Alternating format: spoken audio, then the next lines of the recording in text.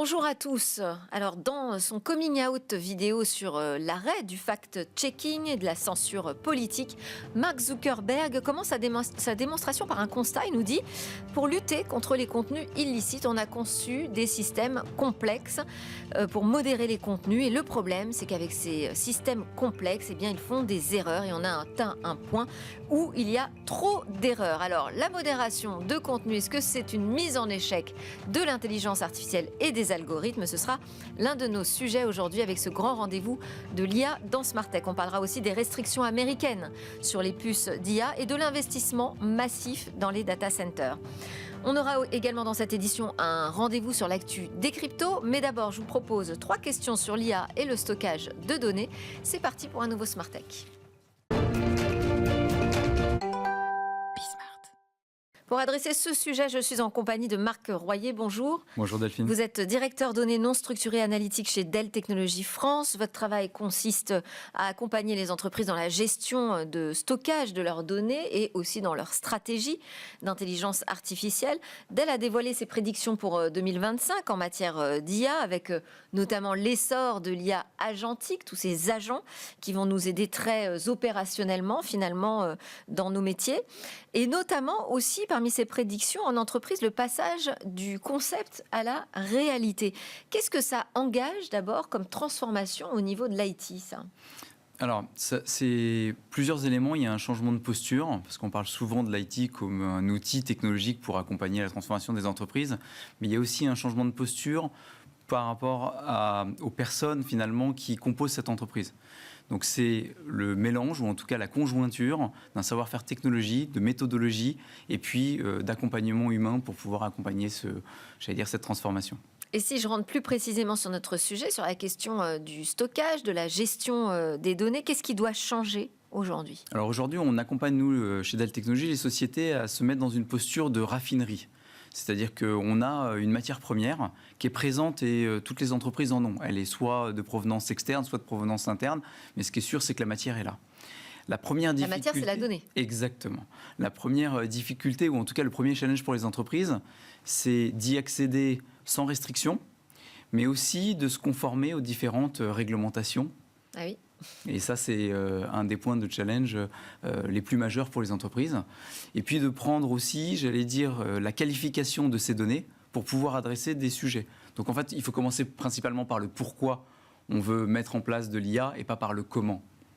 Parce qu'en fait, on se retrouve dans les entreprises, on a quand même passé l'ère du big data, on se retrouve avec une masse d'informations. Absolument. Comment est-ce que ça, on peut le transformer en atout stratégique, parce qu'on nous dit les entreprises demain avec l'IA vont gagner en valeur. Alors c'est vraiment la donnée, c'est l'atout stratégique. C'est vraiment ça qu'il faut retenir. Pourquoi ? Parce que c'est ce qui donne une singularité à chaque entreprise.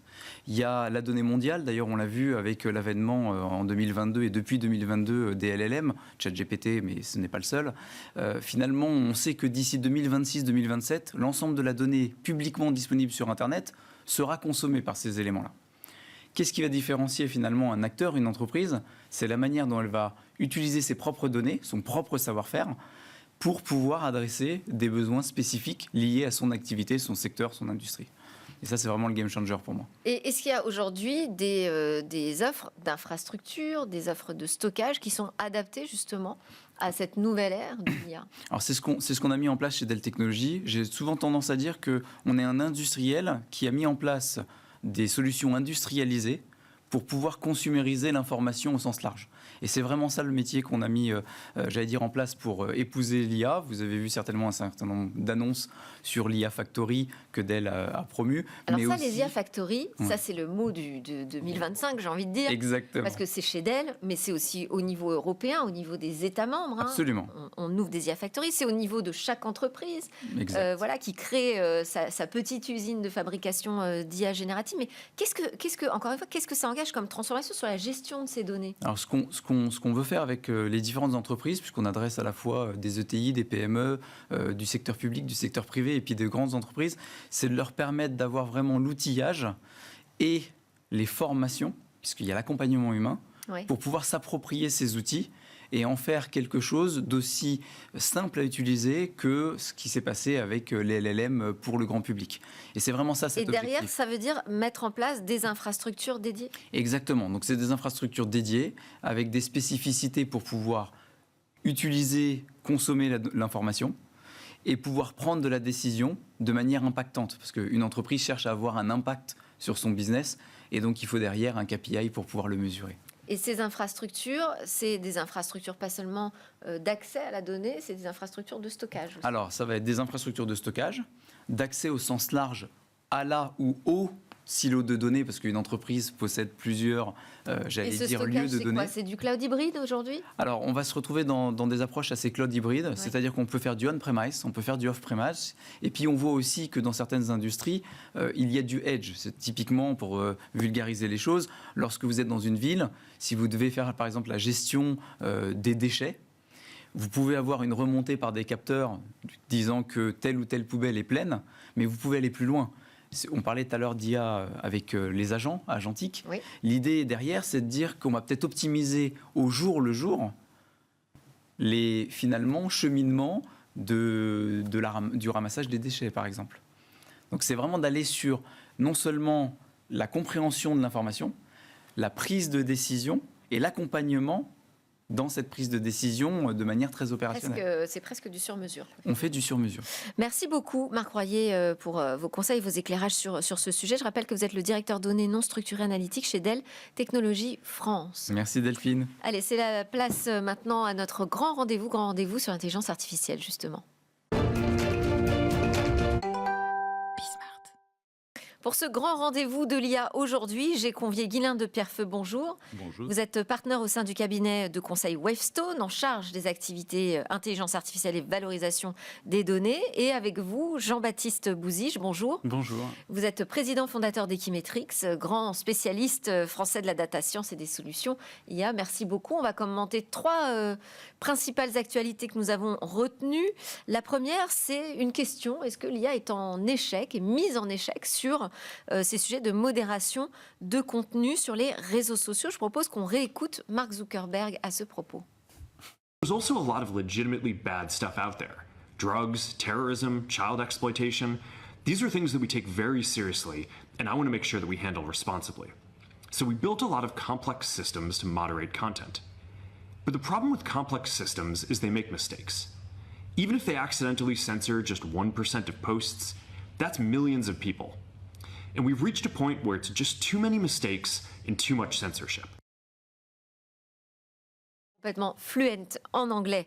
Le principal qu'il faut retenir de cette toute petite partie de la déclaration de l'arrêt du fact-checking et des nouvelles règles de modération chez Meta aux États-Unis, c'est qu'ils commencent par nous expliquer que pour lutter contre les contenus illicites, ils ont mis en place des algorithmes, des systèmes complexes, et que ces systèmes complexes font des erreurs, et que même si c'est un pourcentage, un seul % des publications qui est affecté, ce sont des milliers, millions même d'utilisateurs que cela concerne. Et il nous dit qu'on a atteint un point où il y a trop d'erreurs, trop de censure avec ces algorithmes. Alors, est-ce que vous êtes de cet avis-là? Aujourd'hui, on a une mise en échec de l'IA, ou pour vous, bon, c'est un petit prétexte balancé par Mark Zuckerberg pour changer de politique? Option 2. Non, globalement, en fait, l'IA a permis des gains énormes sur le fact-checking, sur le contrôle des contenus d'une façon générale, et que ce soit avec la computer vision, avec le NLP, les LLM, etc. Il y a aujourd'hui une capacité à analyser les contenus qui est phénoménale et qu'on ne pourrait absolument pas faire avec des humains. Donc aujourd'hui, on ne peut pas dire que l'IA est en échec. Voilà, pour un premier filtre, ça filtre, je crois que c'est 94% chez Meta qui est filtré par des IA aujourd'hui. Donc c'est absolument énorme, et on se doute bien que si on devait mettre un homme derrière chaque image ou chaque texte, un homme ou une femme, pour contrôler le contenu, mais cela dit, on ne pourrait pas le faire. Donc aujourd'hui, ça apporte énormément. Après, comme tout, l'IA a des biais, a des insuffisances et n'est pas capable de tout voir. Donc effectivement, il y a des trous dans la raquette. je pense que sans IA, il y en aura encore plus. Ouais. Mais c'est pas la première fois qu'on entend, avant ce revirement politique de Zuckerberg, c'est pas la première fois qu'on entend que finalement, il semblait déjà Meta dépassé par les couches et les surcouches algorithmiques pour la modération des contenus. Mais en fait, je pense que plus qu'une question technique, c'est une question économique, voire politique, et qui renvoie au péché originel des réseaux sociaux. C'est qu'ils n'ont pas été considérés comme des éditeurs de contenu. Ouais. Et donc, ils n'ont pas internalisé le coût de gestion et de modération des contenus. Donc, c'est un coût absolument énorme pour eux. Et c'est ça, ce qu'il y a derrière, en fait. Ils cherchent à externaliser ce coût. Mais le coût, aujourd'hui, il est social. D'ailleurs, vous ne voulez pas du tout remettre en question l'utilisation de la technologie pour la modération. Alors, c'est quand même un questionnement aussi sur le problème de transparence des algorithmes. Parce que quand je vous dis qu'il nous avait déjà annoncé qu'il y avait trop de couches d'algorithmes, en fait, on ne comprenait plus pourquoi le logiciel pouvait bannir telle image et pas telle autre. Et parce que, en fait, ce que ça montre aussi, c'est que c'est extrêmement difficile, et notamment à cette échelle, de déployer des algorithmes hyper précis. Et donc la question, elle est plutôt sur comment on les architecture, quel est leur purpose. Et en fait, ce qui est très dur pour les algorithmes, c'est de prendre en compte notamment les différences culturelles. On a notamment beaucoup cité à une époque les œuvres d'art qui étaient censurées pour cause de nudité, alors qu'il y avait des contenus d'apologie du terrorisme qui passaient. C'est extrêmement difficile d'avoir des outils qui, seuls, vont être capables de s'adapter, de comprendre l'ironie, de comprendre les différences culturelles, etc. Et donc, même si on a dû, j'imagine, faire énormément de progrès, justement. Non, c'est pour ça que la technique, si on la laisse à sa place, elle est extraordinaire. Il y a maintenant sur le multimodal, c'est-à-dire la capacité à traiter du texte, de l'image, du son, etc. On fait des trucs incroyables et bluffants. Mais c'est se mentir que de dire que ça va résoudre les problèmes tout seul. Donc forcément, ça va être en échec. Et forcément, ça a un coût d'architecture, de technologie autour pour bien le contrôler, et humain pour le piloter, ajuster. C'est comme en cybersécurité. C'est en gros, c'est ce qu'on appelle des managed services, parce que constamment, il faut s'adapter à la menace, au changement, etc. Et ça, c'est un coût énorme humain. Et en fait, quand même, moi, je vois dans les propos de Mark Zuckerberg une façon d'externaliser ce coût humain. Si personne s'en charge, ce sera un coût social, qu'on voit déjà. Et si quelqu'un s'en charge, qui ? Le régulateur ? Enfin, ça pose plein de questions d'économie politique. Les utilisateurs, il y a répondu. Ouais, voilà, c'est eux qui vont eux-mêmes modérer. Voilà. Avec les community notes. Mais c'est vrai que cette question économique, elle est intéressante parce qu'on entend aussi beaucoup dans les discours d'appropriation de l'intelligence artificielle en entreprise, ça va permettre de faire des économies. Finalement, c'est pas si évident. Tout dépend ce qu'on veut faire. Quand on parle de complexité des algorithmes, de complexité de l'architecture de ces algorithmes, ça ne lui pose pas de problème pour faire du marketing et du ciblage. Donc il a des algorithmes beaucoup plus complexes pour faire ça. Des publicités politiques, par exemple. Ouais, par exemple, au hasard. Donc on sait faire des choses importantes. Encore une fois, sur le fact-checking, l'IA leur a permis effectivement de ne pas voir exploser les coûts de contrôle humain. Donc ça dépend d'où on part. Quand on parle de cybersécurité, aujourd'hui, il y a beaucoup de choses qui sont faites par des humains et on voit que l'IA apporte énormément pour réduire la charge humaine et surtout concentrer les humains sur les trucs les plus complexes. Et donc ça, on le voit concrètement dans les entreprises, les équipes cybersécurité utilisent de plus en plus ces outils pour regarder les fuites de données, etc. Et honnêtement, c'est un gain énorme opérationnel. Donc après, souvent, les gens sont occupés à d'autres choses parce qu'il y a encore des choses plus complexes à investiguer, etc. Donc ça ne fait pas forcément des économies, entre guillemets, de masse salariale. Ça peut le faire si on le souhaite, mais souvent, c'est réfléchi vers autre chose. Mais c'est pas aussi simple. Non, et puis la question de voir l'IA comme un outil pour faire de la productivité, c'est probablement le mauvais combat. Il faut penser valeur ajoutée. Sinon, on s'enferme dans un système qui ne tiendra pas sa promesse. On va soit couper des coûts humains, mais du coup dégrader la qualité. Donc en fait, il faut bien se rendre compte que l'IA magique plug and play, c'est qu'une partie du coût. Il y a un coût de passage à l'échelle qui est important. Et il y a un coût aussi de ce que j'appelais managed services, de manager les modèles, d'être sûr qu'on va toujours se dire où est-ce qu'il y a de la valeur ajoutée à créer, comment on apporte plus de valeur, etc. Si on se concentre que sur la productivité, on n'aura pas le ROI de l'IA. Ouais. On va dans le mur. Bon, je vous propose qu'on adresse notre deuxième sujet. Ce sont des restrictions américaines sur les puces d'IA. Alors, j'ai mis un point d'interrogation parce qu'aujourd'hui, c'est un texte qui est porté par l'administration Biden et que, 20 janvier, on change d'administration, que va-t-il se passer? Ça, on n'aura pas la réponse, j'imagine que vous ne l'avez pas non plus. En tout cas, dans sa dernière ligne droite, donc l'administration Biden a présenté un texte qui impose des restrictions sur l'exportation de technologies qui sont capables d'accélérer les traitements d'intelligence artificielle. Première concernée, ce sont les puces, les GPU de NVIDIA. NVIDIA, c'est 90% du marché, je crois, sur l'accélération IA. La raison invoquée par les États-Unis, c'est la sécurité nationale. On aurait pu penser que c'était la Chine qui était visée, mais finalement, c'est le monde entier. C'est-à-dire que dans ce texte, on a vraiment le monde entier qui est adressé sur ces restrictions. Alors, il y a vraiment les pays amis sur lesquels il n'y a pas de limite à l'exportation, mais il y a quand même un contrôle qui sera fait. La France est dans cette catégorie de pays amis. Il y a évidemment les pays ennemis qui, eux, n'auront rien du tout. Et puis ceux qui sont entre deux. Et là-dedans, on a des pays, notamment de l'Union européenne, qui vont voir les exportations être pas seulement contrôlées, mais limitées. Comment, pour vous, est-ce que c'est une véritable menace sur la compétitivité mondiale dans le domaine de l'IA?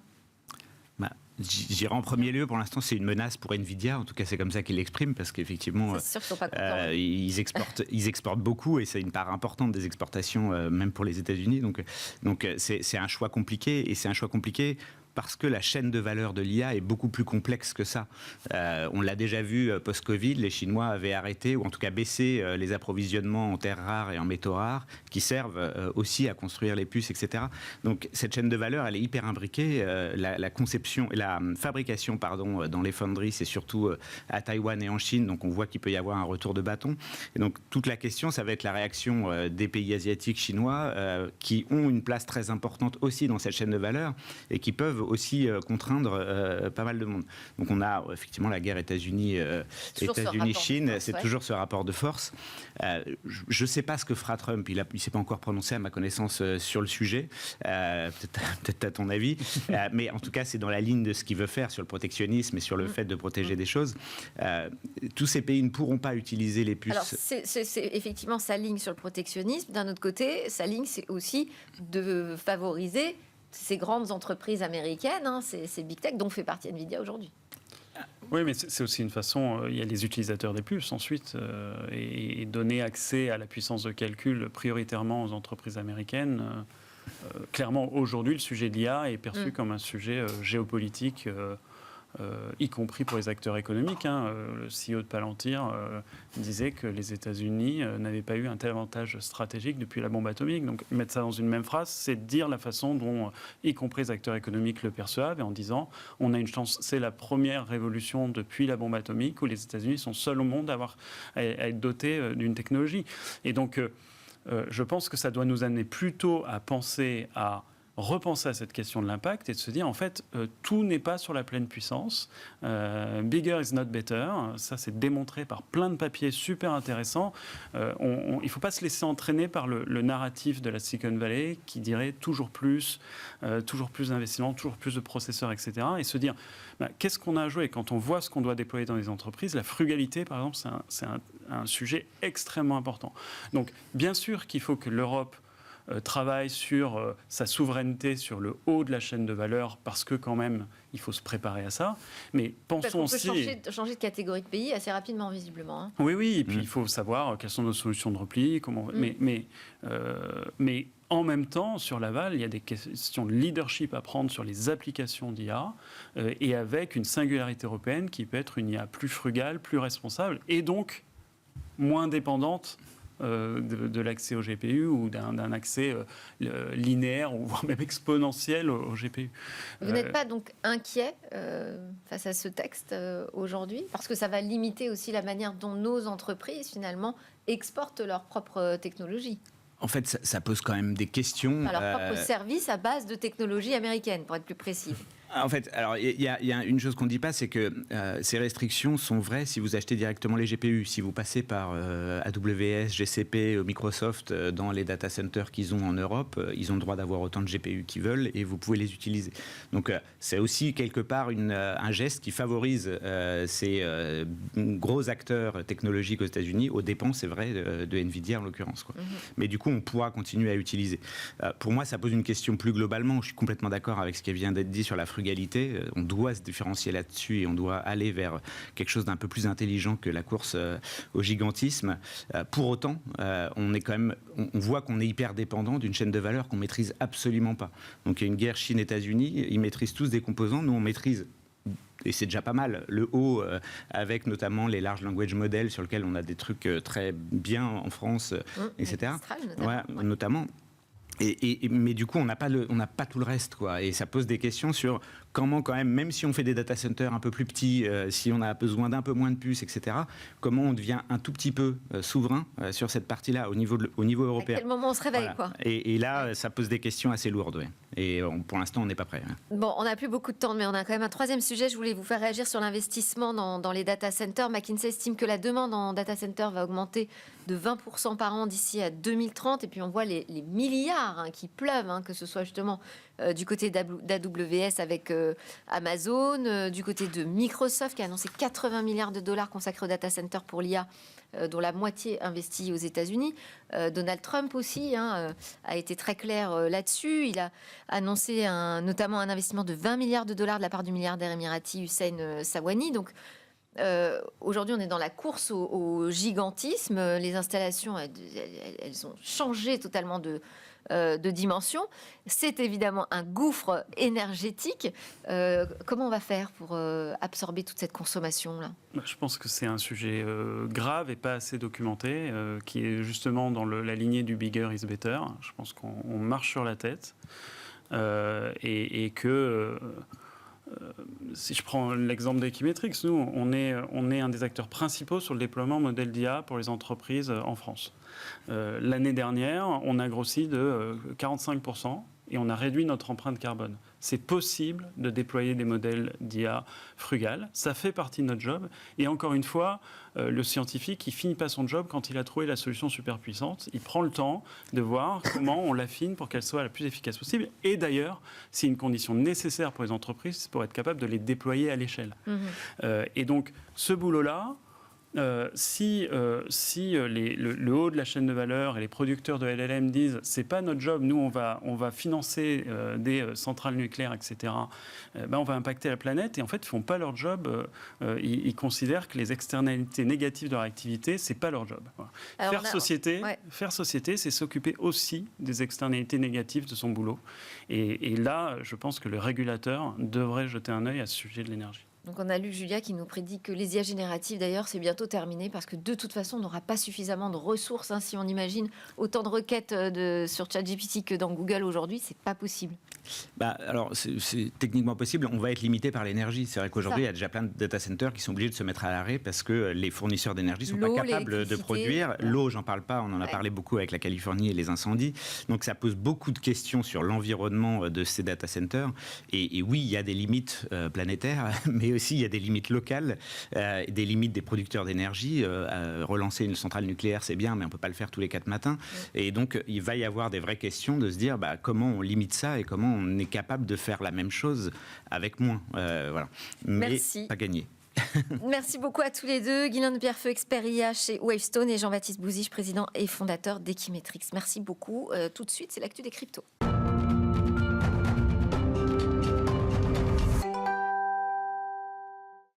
On termine cette édition avec le regard de Claire Balva, directrice stratégie chez Deblock. Bonjour Claire. Bonjour.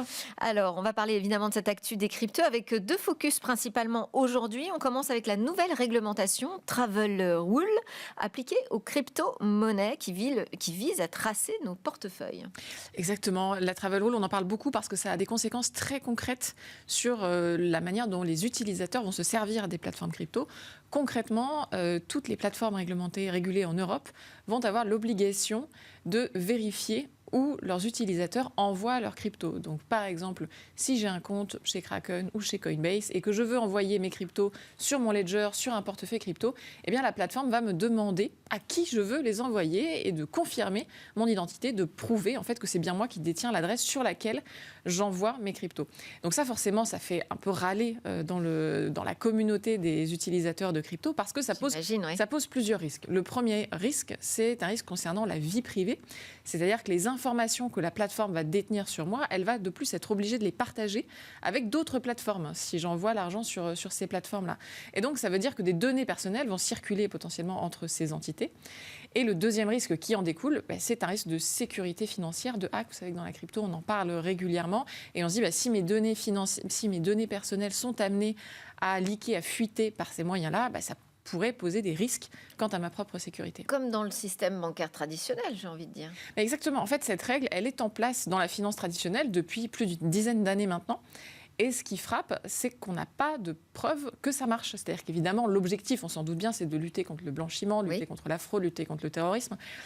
Mais quand on regarde ce qui s'est passé dans les 10 dernières années dans le secteur financier et qu'on essaye de se dire, est-ce qu'il y a des études, par exemple, pour prouver que cette règle a porté ses fruits, qu'on a réussi à arrêter des crimes grâce à ça ? On n'a absolument aucune donnée. Et forcément, les critiques aujourd'hui, elles s'élèvent contre ça parce qu'elles disent mais Bitcoin, c'est pas comme l'euro. Il y a une très grande traçabilité sur les blockchains, tout est transparent. Et donc, il y a des moyens d'effectuer cette traçabilité qui sont complètement différents des infrastructures plus traditionnelles. Ok, on passe à notre deuxième actu, c'est cette fièvre justement, cette fièvre du Bitcoin. Les entreprises imitent de plus en plus MicroStrategy, vous nous dites, en achetant du Bitcoin. Oui, alors c'est une autre grosse tendance et on voit que tous les verrous en fait sont en train de sauter pour les entreprises qui veulent se mettre au Bitcoin. Le premier verrou en fait qui existait depuis des années, c'était un verrou opérationnel, c'est-à-dire que c'était pas évident pour une entreprise d'acheter du Bitcoin. Est-ce qu'on crée un compte sur une plateforme, comment on le détient légalement, juridiquement, comptablement, tout ça est très compliqué. Aujourd'hui, ça s'est beaucoup facilité. Déjà, les plateformes ont désormais des comptes entreprises, mais surtout, on a ces fameux ETF, notamment aux États-Unis, qui permettent aux institutions de s'exposer très facilement au Bitcoin. Donc, ça libère beaucoup opérationnellement les entreprises. Le deuxième frein, c'était un frein réputationnel. C'est-à-dire que les entreprises n'osaient pas acheter du Bitcoin parce qu'elles avaient peur qu'on les pointe du doigt et qu'on dise mais attendez, vous avez acheté du Bitcoin, c'est quand même très mal vu, vous participez au financement du terrorisme, de la drogue, etc. Aujourd'hui, ce verrou-là, il est en train de sauter parce qu'on voit que la réputation de Bitcoin est en train de changer. Alors, on ne le ressent pas forcément beaucoup en Europe, mais quand on regarde les études sur cette réputation outre-Atlantique, aux États-Unis et même en Asie, on se rend compte que Bitcoin a une réputation beaucoup plus positive. Vous voulez dire que c'est lié à l'élection de Donald Trump ?